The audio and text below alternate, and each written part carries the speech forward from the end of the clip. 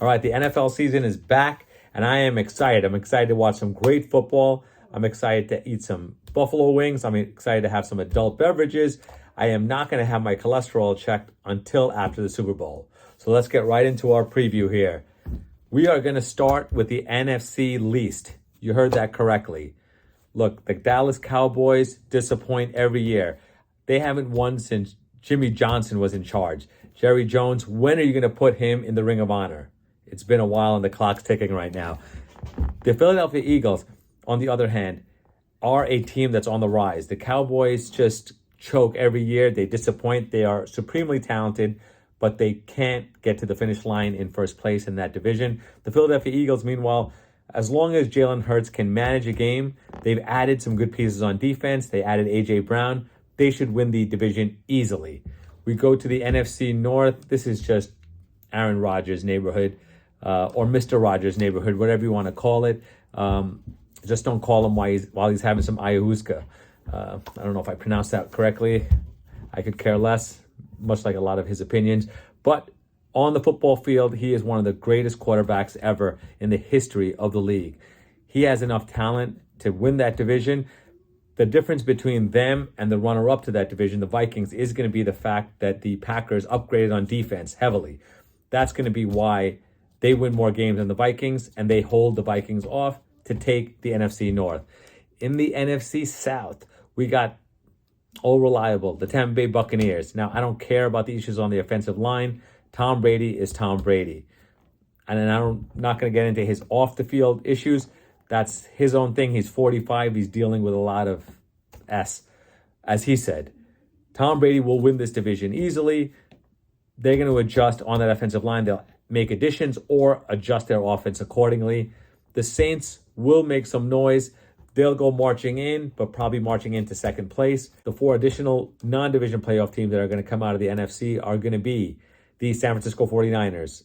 Trey Lance will do enough to get them into the playoffs. We'll see how they do once they get in.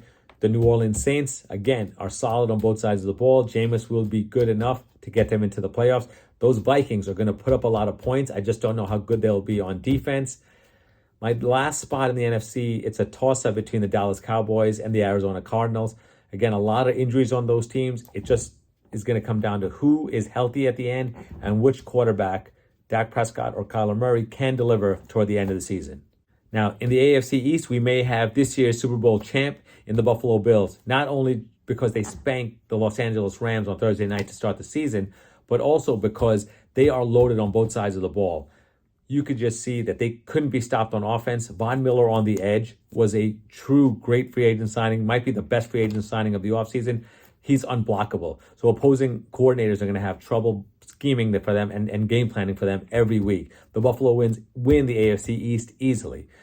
The Cincinnati Bengals are again going to be in the postseason, and they're going to win the AFC North. They're way too talented on both sides of the ball. They shored up that defense, and the offense is still humming. A year to just progress for Jamar Chase and Joe Burrow is just going to produce fruitful results for them this year. They're going to be a team that's going to be fun to watch all season long. AFC South, look, I'm not being a homer here, but the Indianapolis Colts are the most talented team in the AFC South on both sides of the ball. The Tennessee Titans, I think they're taking a step back. They're going to rely on Treylon Burks to make a big difference, but I don't know if that's going to happen before midseason. Derrick Henry, I feel like he's getting toward the end of his career. A lot of wear and tear on those legs and body. Takes a lot of hits.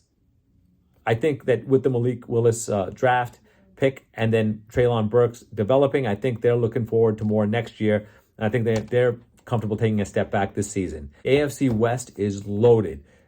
The Los Angeles Chargers should win that division, but it's going to be a dogfight all throughout the year. The Los Angeles Chargers added Khalil Mack on defense. They're already loaded enough. Derwin James is going to stamp his name as one of the best, not only safeties, but best defensive players in the league this season, as long as he stays healthy.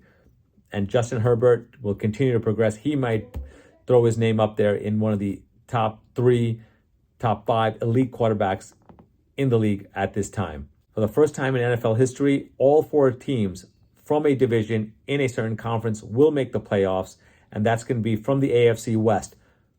The Denver Broncos, the Las Vegas Raiders, and the Kansas City Chiefs will all make the playoffs, although they'll come second fiddle in the division to the Los Angeles Chargers. They'll all make the playoffs.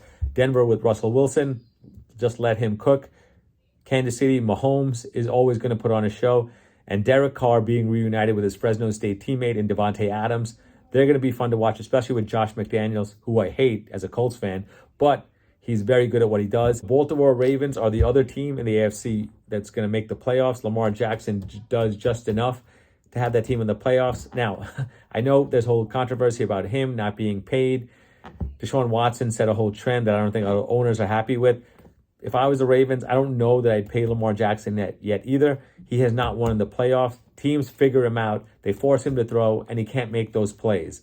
So if that proves to be the case again this year, or he doesn't make the playoffs, he might have gambled on himself, and he might not win this one. The AFC, the winner, and I told you I'm not a homer, so it will not be the Indianapolis Colts. It will be the Los Angeles Chargers defeating the Buffalo Bills to make the Super Bowl.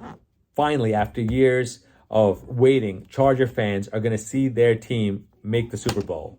In the NFC, it's going to be old reliable. Tom Brady and those Tampa Bay Buccaneers make the Super Bowl again.